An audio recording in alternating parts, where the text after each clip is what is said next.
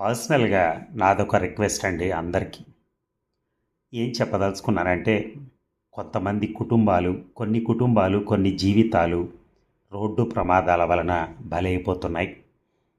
తల్లి, తండ్రి అలా స్కూటర్ మీద వెళ్ళిపోయి చనిపోతే, ఆ తర్వాత ఇంట్లో పిల్లల పరిస్థితి ఏమిటో ఒక్కసారి ఆలోచించండి. ముందుగా మీరు ఇంట్లోంచి బండి తీసేటప్పుడే సైడ్ స్టాండ్ తీయటం మర్చిపోకండి. పక్కాగా సైడ్ స్టాండ్ తీయాలి.